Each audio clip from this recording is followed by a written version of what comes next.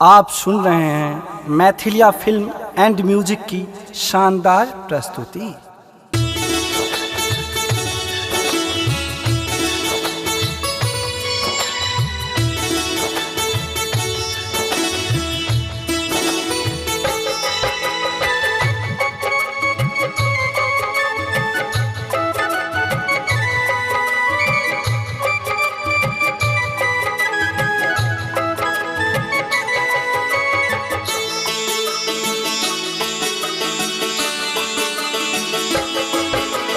भैया बहिनी देश अपन ई जान, हे भैया बहिनी देश अपन ई जान।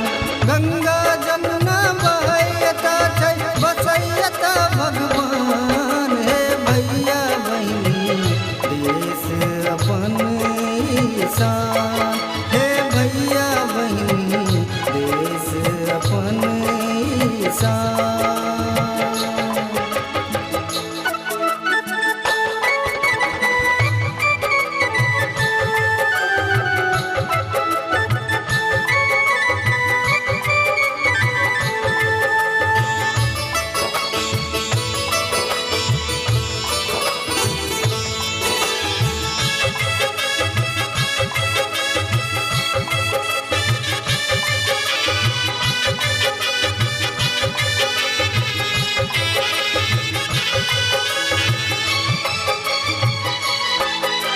भाईचारा अछि सबक हिया में, मन में प्रेम बसै छै। देख एकता अपन सब हक दुनिया खूब जरै छै। भाईचारा अछि सबक हिया में, मन में प्रेम बसै छै। देख एकता अपन सब हक दुनिया खूब जरै छै। अपन मायटक महिमा भैया जग में बड़ी महान, है भैया बहिनी देश अपन ई शान, है भैया बहिनी देश अपन ई जान।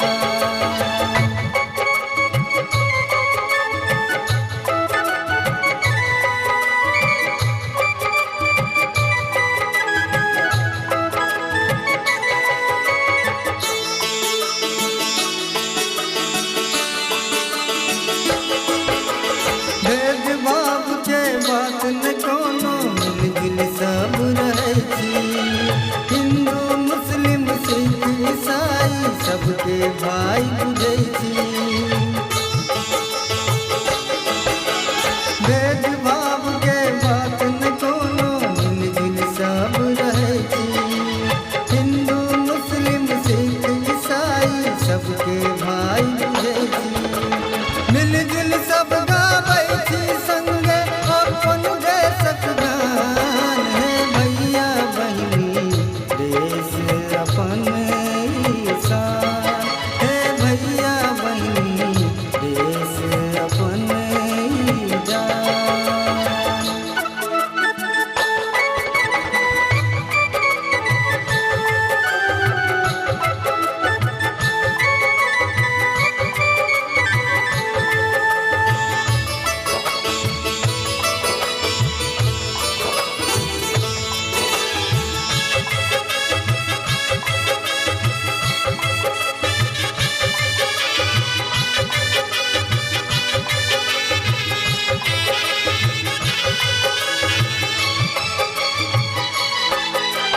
राम कृष्ण के एहि धरती पर बुद्ध भेला महाज्ञानी।